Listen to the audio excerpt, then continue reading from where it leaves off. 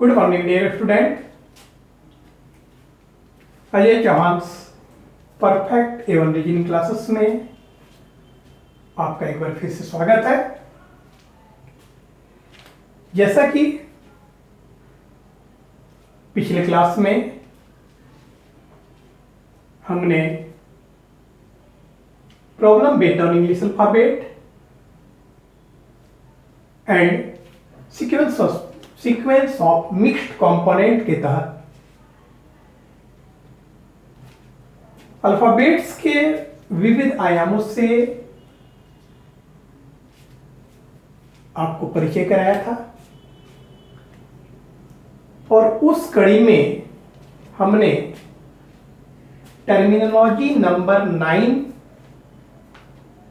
पे अपने लेक्चर को क्लोज किया था और आपसे वादा किया था कि remaining part of the alphabet मैं अपने नेक्स्ट क्लास में आपके सामने प्रस्तुत करूंगा। तो अब हम चलते हैं remaining parts of the alphabet introduction of English alphabet with various terminologies के तहत हम टर्मिनोलॉजी नंबर 9 को अब आगे बढ़ाते हैं। अब टर्मिनोलॉजी नंबर 9 पर हम आपको ले चलते हैं। जैसा कि आपने देखा था कि टर्मिनोलॉजी नंबर 9 के तहत हमने बताया था कि कुछ इस प्रकार से निर्देश जारी किए जाएं जबकि दिए गए सीक्वेंस के मध्य के कुछ अक्षरों को, मध्य के कुछ कंपोनेंट्स को विपरीत क्रम में कर दिया जाए। कहने का अभिप्राय है टर्मिनोलॉजी नंबर 9 कुछ इस प्रकार से था। Some letters of mid part will be reverse according to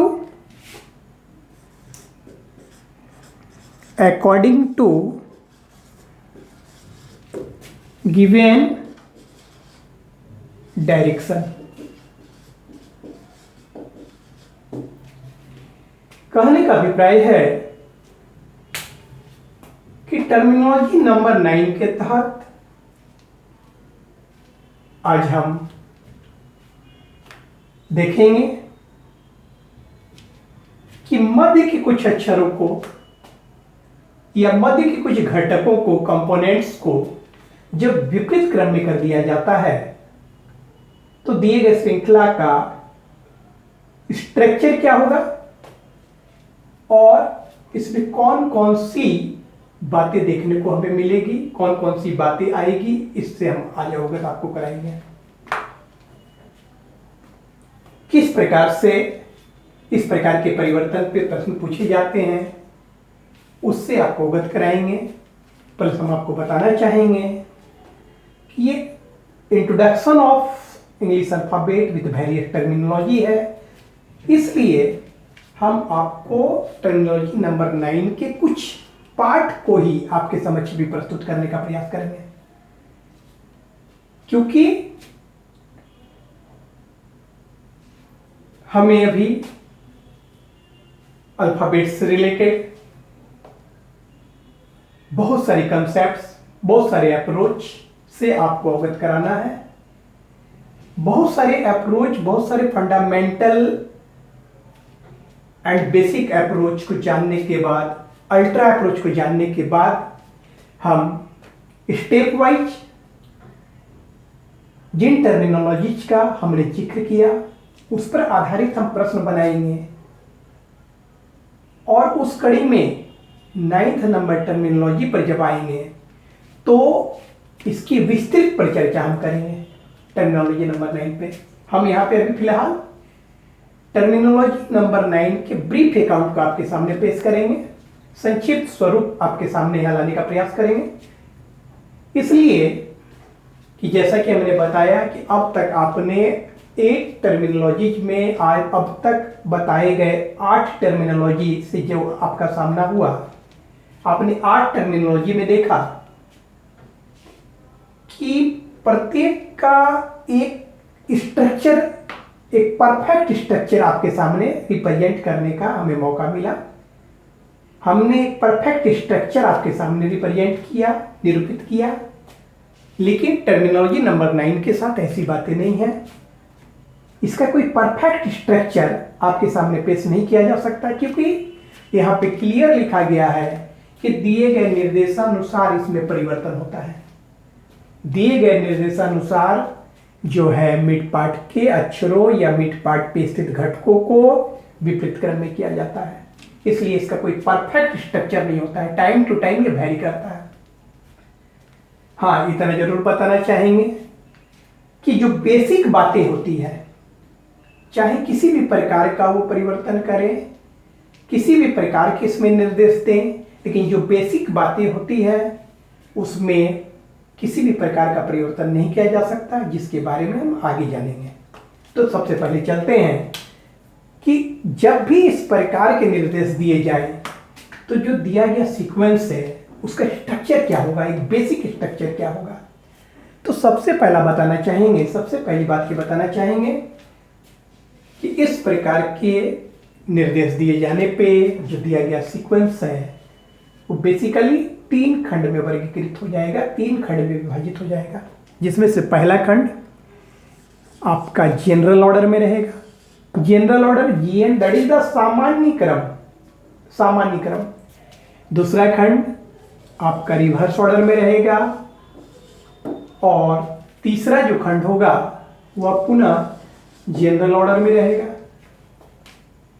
क्योंकि जो भी निर्देश दिए जाते हैं वो मध्य के क्षेत्र से रिलेटेड निर्देश आपको दिए जाएंगे। दिए गए निर्देश का संबंध मध्य के क्षेत्र से होगा और उसके आधार पे हमें इसका स्ट्रक्चर फॉर्म करना पड़ेगा कि किस प्रकार से इसका प्रारूप आपके सामने नजर आएगा। तो सबसे पहला जो खंड है वो general order, that is the सामान्य क्रम। दूसरा जो खंड है वो reverse order, that is the विपरीत क्रम। और तीसरा जो खंड है वह जनरल ऑर्डर, सामान्य क्रम। इस प्रकार के डायरेक्शंस में जो भी डायरेक्शंस दिए जाएंगे उसका संबंध बेसिकली इस पार्ट से रहेगा। जब भी इस प्रकार के निर्देश दिए जाते हैं तो on the basis of comparative studies इस प्रकार के प्रश्नों को तुलनात्मक अध्ययन के आधार पर अगर विचार करते हुए वर्गीकृत किया जाए तो इस प्रकार के प्रश्न को तुलनात्मक अध्ययन के आधार पर वर्गीकृत करते हुए हम इसके स्ट्रक्चर को 3 प्रकार से रिप्रेजेंट कर सकते हैं। जैसा कि कोई भी आपको सीक्वेंस दिया जाए, कोई भी सीक्वेंस दिया गया हो, निश्चित है कि कुछ अक्षरों या कुछ घटकों को विपरीत क्रम में किया जाए तो शेष अक्षर सामान्य क्रम में होंगे और प्रत्येक रीजन में जो सामान्य क्रम का है या विपरीत क्रम का है या सामान्य क्रम का है, प्रत्येक क्रम में कुछ न कुछ अक्षर, कुछ न कुछ घटक निश्चित ही मौजूद होंगे। तो इस प्रकार के प्रश्नों को हल करने के लिए हमने जो अल्ट्रा अप्रोच डेवलप किया उस क्रम में हमारा जो अल्ट्रा अप्रोच है वो completely based on comparative studies of this and this part. इस पार्ट के आधार पे हमने जो है कंपैरेटिव स्टडीज किया है और इसके आधार पे इस प्रकार के प्रश्नों को हमने 3 वर्गों में वर्गीकृत किया गया है। प्रत्येक रीजन पे कुछ ना कुछ अक्षर होंगे, लेकिन तुलनात्मक अध्ययन के क्रम में हम फर्स्ट पार्ट और थर्ड पार्ट पे स्थित अक्षर के आधार पे इस प्रकार के प्रश्नों को हल करने के लिए प्रतिपादित अल्ट्रा अप्रोच से आपको अवगत कराने जा रहे हैं। फिलहाल आपको जैसा लग रहा होगा कि कुछ समझ में नहीं आ रहा होगा, क्या हो रहा है नहीं हो रहा है, लेकिन धीरे धीरे सारी बातें आपको क्लियर हो जाएगी। इतना तो जरूर समझ में आ रहा है कि कोई भी सीक्वेंस दिया गया है तो उस सीक्वेंस का निर्देशानुसार कुछ भाग को आपको विपरीत करना है, तो रेस्ट भाग तो सामान्य रह जाएगा और मध्य के रीजन को ही विपरीत करना है निर्देशानुसार। तो प्रत्येक खंड में कुछ ना कुछ तो अक्षरों की संख्या या घटकों की संख्या या तत्वों की संख्या तो निश्चित ही होगी। तो अगर पहले और तीसरे भाग के तुलनात्मक अध्ययन पे इसका वर्गीकरण करें, कंपैरेटिव स्टडीज करें, तुलनात्मक अध्ययन करें, तो हम कह सकते हैं कि अगर हम ऐसा लिखें कि पहले पार्ट में अक्षरों की संख्या मिनिमम हो, तो निश्चित है कि इस पार्ट में हम कह सकते हैं कि मैक्सिमम हो। ऐसी स्थिति बने कि दिए गए अक्षरों की संख्या पहले पार्ट में कम हो और तीसरे पार्ट में मैक्सिमम हो जाए। मध्य में कुछ है, कुछ भी दिया गया हो उससे कोई फर्क नहीं पड़ता है, क्योंकि हमने बताया कि हमने जो भी अल्ट्रा अप्रोच डेवलप किया है इस प्रकार के प्रश्नों को हल करने के क्रम में, हल करने के लिए वो completely based on this and this part, comparative studies of this and this part, प्रथम और अंतिम पार्ट के तुलनात्मक अध्ययन पे आधारित है। और उसी के आधार पे हम इसका वर्गीकरण आपके सामने कर रहे हैं कि इसको 3 प्रकार से हम रिप्रेजेंट कर सकते हैं। जब भी इस प्रकार के कोई भी किसी प्रकार की शर्त दी गई हो तो जो उसका बेसिक स्ट्रक्चर आपके सामने आएगा वह 3 ही प्रकार में आ सकता है, उसके 3 ही फॉर्मेट हो सकते हैं, 3 ही प्रारूप हो सकते हैं। सेकेंड वन ऐसा हो कि पहला खंड में आपको मैक्सिमम हो, अक्षरों की संख्या मैक्सिमम हो, और तीसरा खंड में मिनिमम हो। मध्य में कुछ भी हो, इससे कोई फर्क नहीं पड़ता। और जब तीसरी स्थिति की बात की जाए, क्योंकि जैसा कि आपको मालूम है कि तुलनात्मक अध्ययन के बेसिकली 3 कारक होते हैं। हम लोग कह सकते हैं कि greater than, less than and equal to, या maximum, minimum and equal, that is the same. तो पहला आपने देखा कि फर्स्ट खंड में मिनिमम है, थर्ड खंड में मैक्सिमम है। दूसरा में आपने देखा कि ऐसी स्थिति बने, ऐसे निर्देश जारी किए जाएं कि पहला खंड में अक्षरों की संख्या मैक्सिमम हो जाए और तीसरे खंड में मिनिमम हो। एक ऐसी स्थिति बने कि यहाँ पे पहला खंड और जो अंतिम खंड है वह सेम रहे, और जैसा कि बता ही चुके हैं कि मध्य में कुछ भी उससे कोई फर्क नहीं पड़ता है। तो हमने पर्टिकुलरली मैंने इस प्रकार के निर्देश पे आधारित जो प्रश्न रेज किए जाते हैं उसके प्रारूप को हमने 3 वर्गों में वर्गीकृत किया। बेसिकली चाहे वो किसी भी प्रकार का निर्देश दे, इस प्रकार के निर्देश दिए जाएं, कहने का अर्थ है कि मध्य क्षेत्र पे स्थित घटक या अक्षरों को विपरीत क्रम में किया जाए, चाहे वो जो भी निर्देश दे।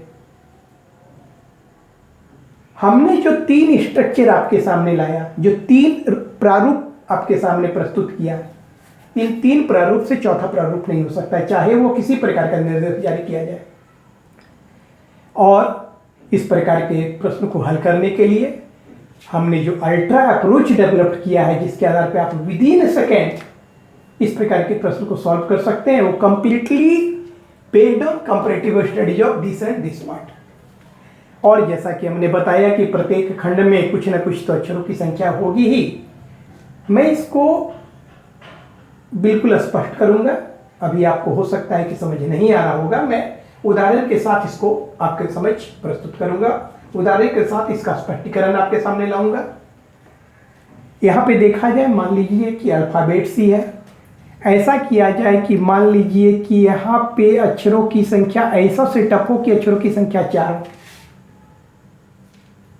और यहाँ पे ऐसा किया जाए कि यहाँ पे 12 हो जाए, तो रेस्ट ऑफ ऑल यहाँ पे कितना हो गया? 10। ऐसी स्थिति बने कि यहाँ पे अक्षरों की संख्या जो है 10 कर दी जाए, यहाँ पे अक्षरों की संख्या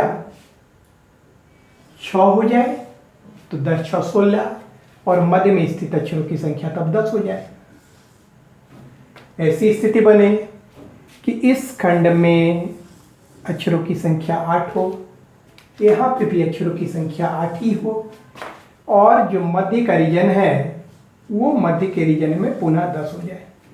कहने का अर्थ है कि ऐसा नहीं समझिएगा कि आपको बताया जाएगा कि यहाँ पे 4 रखो, यहाँ पे 12 रखो, यहाँ 10 रखो, यहाँ 10 रखो, यहाँ 10 रखो, वहाँ 6 रखो, यहाँ पे 8, यहाँ 10 और यहाँ 8। नहीं, ये हमने वर्गीकरण किया है। इस प्रकार के प्रश्न को जो वर्गीकृत किया गया, इस प्रकार के प्रश्न के प्रारूप का जो वर्गीकरण किया गया, इसके टाइप का जो वर्गीकरण किया गया, वो मैंने किया है कि इस प्रकार के जब भी निर्देश जारी किए जाएं तो ऐसी स्थिति में प्रश्न का जो स्ट्रक्चर होगा, प्रश्न का जो प्रारूप होगा, वो ये कुछ 3 प्रकार से हो सकता है। जिस क्रम में पहला खंड minimum, maximum, maximum, minimum, same, same, और यहाँ पे हमने अल्फाबेट्स को मान के अक्षरों की संख्या को रिप्रेजेंट किया है। अल्फाबेट में जैसा कि आप जानते हैं 26 अक्षर होते हैं, तो 4 और 12 16 और 10 26, 10 और 10 20 और 6 26, 8 और 10 18 और 8 26। प्लस हमने आपको बताया कि ये नहीं बताया जाएगा कि यहाँ 4 रखिए, यहाँ 10 रखिए, यहाँ 12 रखिए, ऐसा कुछ नहीं बताया जाएगा। वो आपको सेटअप करना है, आपको समझना है कि क्या करना है। आपको जो भी निर्देश दिए जाएंगे वो मिड रीजन पे संबंधित निर्देश दिए जाएंगे। इसके डायरेक्शंस को एक बार देखा जाए, किस प्रकार के निर्देश दिए जाएंगे, हम आपको यहां बताना चाहेंगे। तो अगर पहले वाले की डायरेक्शन की बात की जाए, पहले वाले की डायरेक्शन की बात की जाए तो आपको डायरेक्शन जो है कुछ इस प्रकार से दिया जाएगा कि if 12 letters of English alphabet, if 12 letters of English alphabet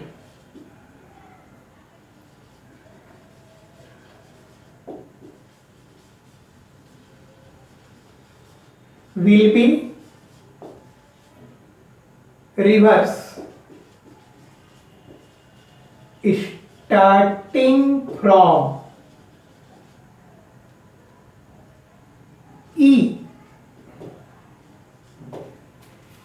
कहने का अभिप्राय है कि जो पहला स्ट्रक्चर हमने आपके सामने लाया, जो पहला एक प्रारूप आपके सामने जो रिप्रेजेंट किया था, इसके तहत जो निर्देश आपको दिए जाएंगे वो कुछ इस प्रकार से दिया जाएगा। इसका कहने का अर्थ है कि इस प्रकार से निर्देश जारी किए जाएंगे कि 12 letters of English alphabet, 12th नहीं 12, क्योंकि 12 एंड 12th दोनों में अंतर है, 12वां और 12। 12 is the group of letters and 12वां मतलब है पर्टिकुलर लेटर, पोजीशन, 12वां पोजीशन। यहाँ 12 लेटर की बात की जा रही है, 12 अक्षरों की बात की जा रही है, 12वां अक्षर की बात की नहीं है। यदि ई से प्रारंभ करते हुए अंग्रेजी वर्णमाला के 12 अक्षरों को विपरीत क्रम में लिखा जाए तो ये पहला डायरेक्शन है। इसके डायरेक्शन की अगर हम बात करें तो कुछ इस प्रकार से लिख सकते हैं,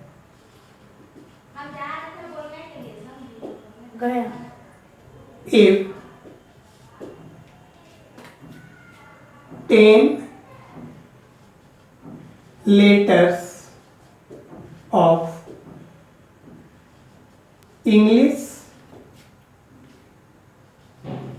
alphabet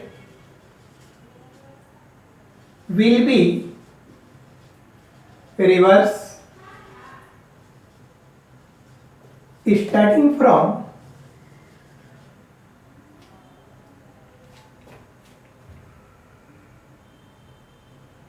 K। कहने का अभिप्राय है K से प्रारंभ करते हुए अंग्रेजी वर्णमाला के 10 अक्षरों को विपरीत क्रम में लिखा जाए। तीसरा जो स्ट्रक्चर है, इसके निर्देश कुछ इस प्रकार से जारी किए जाएंगे।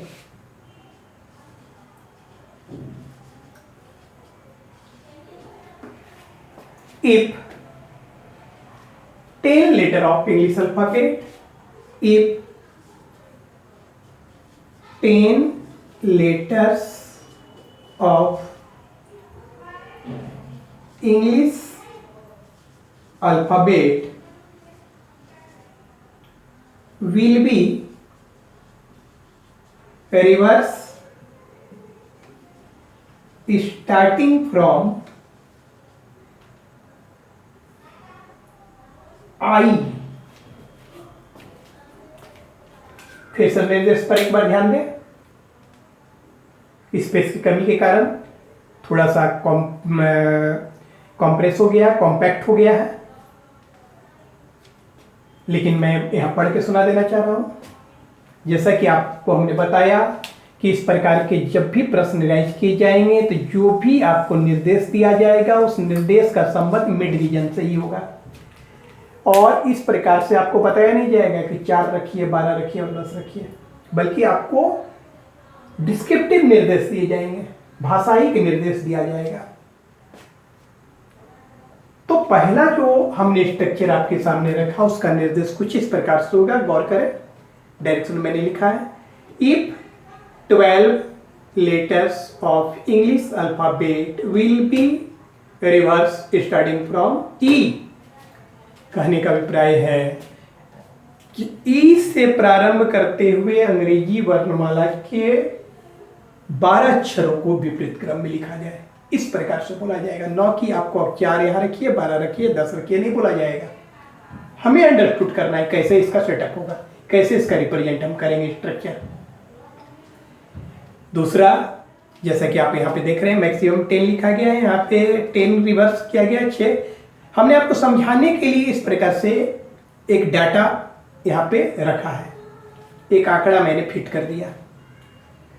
सेकेंड है जो उसका डायरेक्शन कुछ इस प्रकार से है, देखें। If 10 letters of English alphabet will be reverse starting from के। कहने का अभिप्राय है कि के से प्रारंभ करते हुए अंग्रेजी वर्णमाला के 10 अक्षरों को विपरीत क्रम में लिखा जाए। और जो तीसरा स्ट्रक्चर हमने आपको रखा, जैसा कि आप देख रहे हैं कि पहला खंड में भी 8 है, अंतिम खंड में भी 8 है, और मैंने यहाँ 10 रखा है। तो इसके लिए जो निर्देश जारी किए जाएंगे कुछ इस प्रकार से किए जाएंगे कि if 10 letters of English alphabet will be reverse starting from I से प्रारंभ करते हुए अंग्रेजी वर्णमाला के 10 अक्षरों को विपरीत क्रम में लिखा जाए तो। क्लियर? जैसा कि मेरा मानना है, शायद अभी भी आपको दिक्कत हो रही होगी, आपको समझ में नहीं आ रहा होगा कि मैं क्या बता रहा हूं, क्या कर रहा हूं, लेकिन सारी बातें बिल्कुल स्पष्ट हो जाएगी। मैंने बताया कि 9th नंबर टर्मिनोलॉजी है, और 9th टर्मिनोलॉजी से रिलेटेड प्रॉब्लम्स को सॉल्व करने से पहले हमें 1 से 8 टर्मिनोलॉजी से संबंधित प्रश्न को सॉल्व करना है, उसके बाद हम यहाँ पे आएंगे। और 1 से 8 टर्मिनोलॉजी पे आधारित भी प्रश्न हम बनाए उससे पहले बहुत सारे fundamental, basic, ultra, ultra modern, ultra unique, different types of approaches से हमारा सामना होगा, हमें उस अप्रोचेज को समझना होगा। और जब हम 8 टर्मिनोलॉजी पर आधारित उन अप्रोचेज को समझने के उपरांत 8 टर्मिनोलॉजी से रिलेटेड प्रॉब्लम्स को जब देख लेंगे, उसके बाद हमें 9th पे आना है। इसलिए आप लोगों को घबराने की कोई जरूरत नहीं है, ठीक। तो जैसा कि आपने देखा कि हमने आपको बताया कि कुछ इस प्रकार से निर्देश जारी किए जाते हैं। प्लस यहाँ पे मैं ये बताना चाहूंगा फिर से एक बार कि इस प्रकार के प्रश्नों को हल करने के क्रम में जो हमने अल्ट्रा अप्रोच डेवलप किया वो कंप्लीटली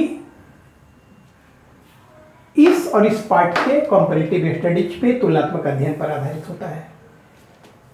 और इस प्रकार के निर्देश पे चाहे किसी भी प्रकार के निर्देश जारी किए जाए, चाहे जैसा भी निर्देश दिया जाए, ये जरूरी नहीं है कि मैंने 12 अक्षर को विपरीत क्रम में करने को कहा, मैंने 10 अक्षर के विपरीत करने की बात की, मैंने 10 अक्षर के विपरीत करने की बात की। ऐसा नहीं है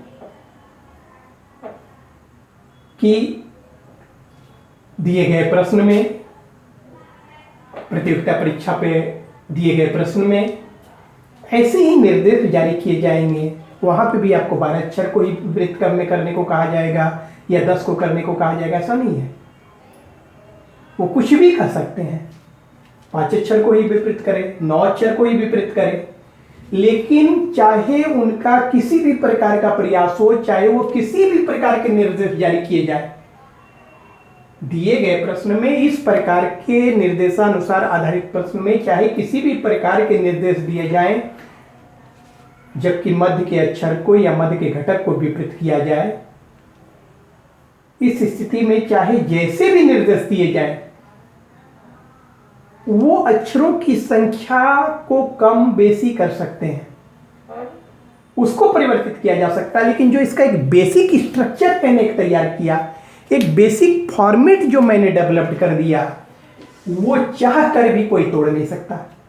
हमने जो एक बेसिक प्रारूप, एक बेसिक रूपरेखा तैयार की, हमने इस प्रकार के प्रश्न का जो एक वर्गीकरण किया 3 टाइप्स में, इन 3 वर्गों में जो वर्गीकृत किया, उसके बेसिक स्ट्रक्चर को कोई नहीं तोड़ सकता। चाहे वो किसी भी प्रकार के निर्देश जारी किए जाए, प्रश्न में आपको किसी भी प्रकार के निर्देश जारी किया जाए, ये जो 3 स्ट्रक्चर हमने डेवलप किया, 3 स्ट्रक्चर जो हमने फॉर्म किया, दिया गया निर्देश निश्चित तौर पे 3 स्ट्रक्चर में किसी न किसी स्ट्रक्चर के तहत ही होगा। और यदि ऐसे स्ट्रक्चर पर होगा तो हमने जो अल्ट्रा अप्रोच डेवलप किया है, उसके आधार पर विदिन सेकेंड हम इस प्रकार के प्रश्न को हल कर सकते हैं, जिसको कि हम लोग आगे देखेंगे।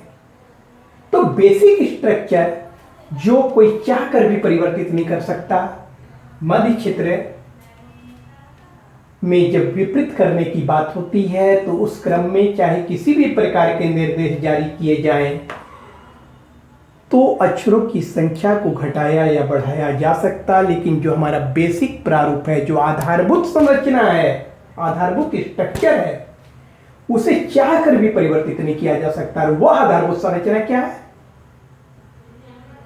बताइए?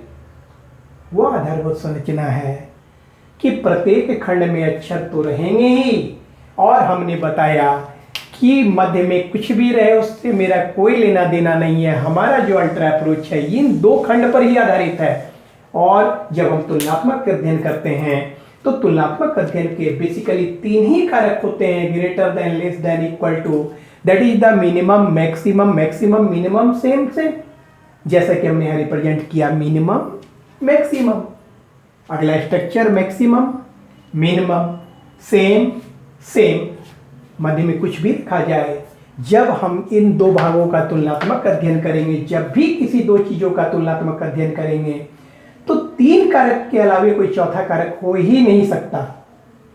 और जब हो नहीं सकता तो निश्चित तौर पे हम ये कर सकते हैं कि इस प्रकार के किसी भी इस प्रकार के निर्देश पर आधारित कोई भी प्रश्न आपसे जब पूछे जाएंगे, तो हमने जो अल्ट्रा अप्रोच डेवलप किया है, जिस अल्ट्रा अप्रोच से हम आपको अवगत कराएंगे, उस अल्ट्रा अप्रोच के आधार पे आप इस प्रकार के प्रश्न को विदिन सेकंड सॉल्व करके दिखा देंगे। तो आज का लेक्चर हम बेसिक स्ट्रक्चर पर ही स्थगित करना चाहते हैं। रिमेनिंग पार्ट, जैसा कि हमने बताया है कि मैंने 3 स्ट्रक्चर आपके सामने लाया, जिसमें कि हम पहले स्ट्रक्चर को, केवल एक स्ट्रक्चर का कंप्लीट स्वरूप आपके सामने प्रस्तुत करेंगे। तो अल्फाबेट्स के रिमेनिंग पार्ट्स को हम अपने नेक्स्ट क्लास में आपके साथ लाएंगे। और ऐसा मैं इसलिए कर रहा हूं कि आपको स्टेप बाई धीरे धीरे सारी बातें समझ में आए। अगर मैं कंप्लीटली रन कर दूंगा तो सारी बात आपके दिमाग से बाउंस कर जाएगी, ऐसे भी आपको लग रहा होगा कि माथे से आपका निकल रहा है। लेकिन मेरा विश्वास है कि नेक्स्ट क्लास में आप इन बातों को निश्चित तौर पे समझ जाएंगे। निश्चित तौर पर हम आपको समझाने का प्रयास करेंगे, इसलिए किसी प्रकार की घबराने की बात नहीं है।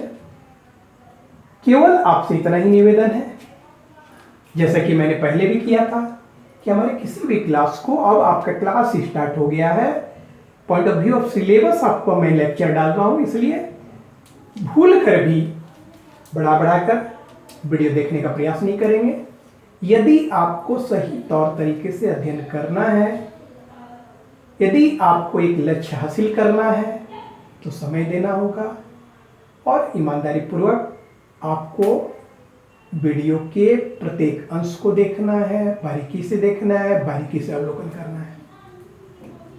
फिलहाल मैं इतने पर ही विराम करना चाह रहा हूं। मुझे उम्मीद है कि आपको मेरा यह भी लेक्चर निश्चित ही अच्छा लगा हो। कुछ को हो सकता है खराब भी लगा हो, जैसा भी लगा हो काइंडली अपने बहुमूल्य कमेंट से हमें अवगत कराएंगे, ताकि अगर कोई त्रुटि, कोई खामियां हो, उसे हम दूर करने का प्रयास करें। जैसा कि मेरा मानना है कि साउंड प्रॉब्लम बहुत हद तक दूर हो चुका है, लाइट प्रॉब्लम कुछ में भी, जैसा मैं भी महसूस कर रहा हूं कि कुछ कमी है, जिसे मैं दूर करने का प्रयास करूंगा। अंत में मैं इतना ही कहना चाहूंगा कि हमारे चैनल में जो भी नए स्टूडेंट हमारे लेक्चर को देख रहे हैं, वो प्लस ज्यादा से ज्यादा विद्यार्थी हमारे चैनल को सब्सक्राइब करें एवं सब्सक्राइब करने के साथ साथ बेल आइकन को भी निश्चित ही दबाएं, ताकि हमारा कोई भी वीडियो जो अपलोड किया जाए वो अविलंब उसका नोटिफिकेशन आपको प्राप्त हो सके। Thank you, have a nice day.